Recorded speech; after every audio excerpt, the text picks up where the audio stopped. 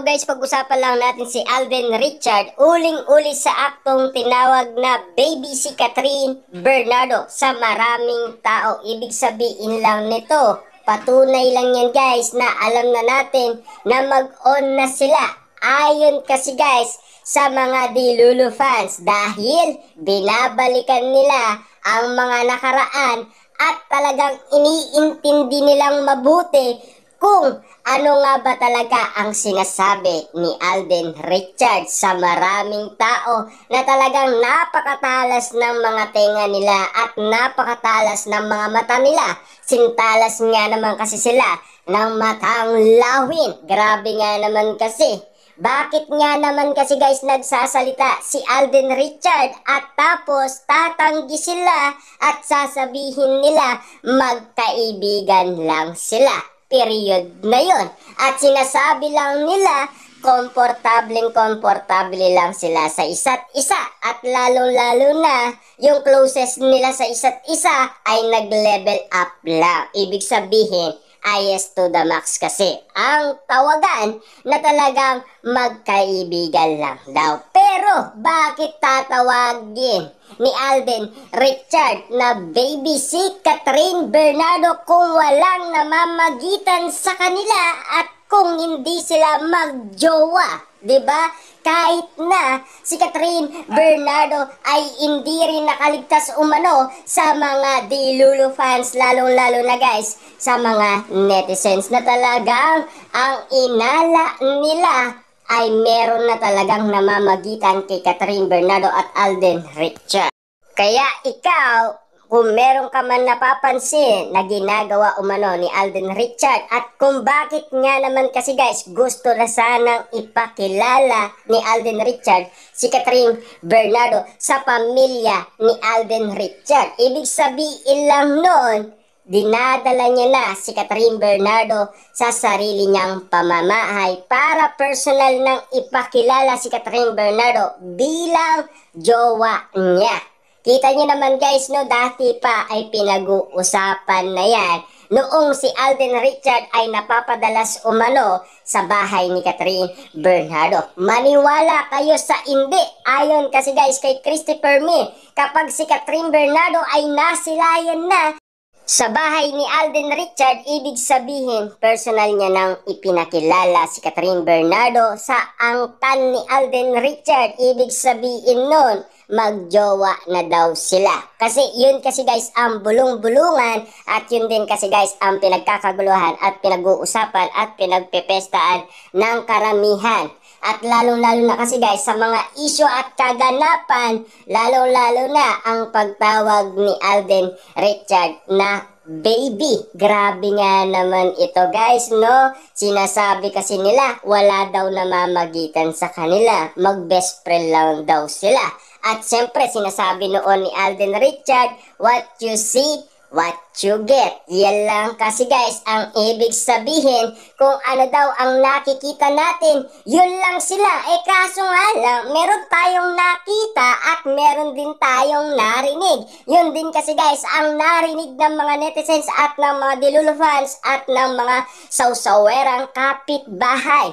At paano ito ipapaliwanag ni Alden Richard at Catherine Bernardo? Siyempre, nabubuking nga naman kasi sila, di ba? Kasi sila mismo talaga ang nagsasalita. At lalo-lalo na guys, tayo ay nakikinig lang at nakikiramdam lang. At lalo-lalo na kinikilig tayo. Ramdam natin kasi guys na merong talagang kakaiba. At hindi na tayo guys magtataka kung bakit nga naman kasi marami na ang naniniwala at marami na ang agree na sina Catherine Bernardo at Alden Richard ay mag-on na. Ibig sabihin talaga nito, kaya sinasabi ni Ogie Diaz na mag-MU na sila.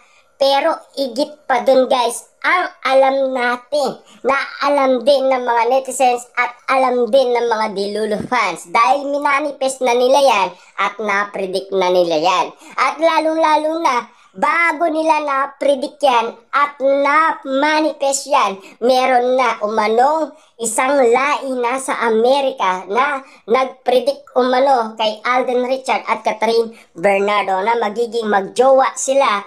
at ikakasal sila at magkakaroon daw sila ng anak. Yan kasi guys ang paliwanag ng isang lai na naniniwala umano na si Alden Richard at Catherine Bernardo ay magiging magjowa. Ibig sabihin, yun kasi guys ang pinaniniwalaan ng karamihan.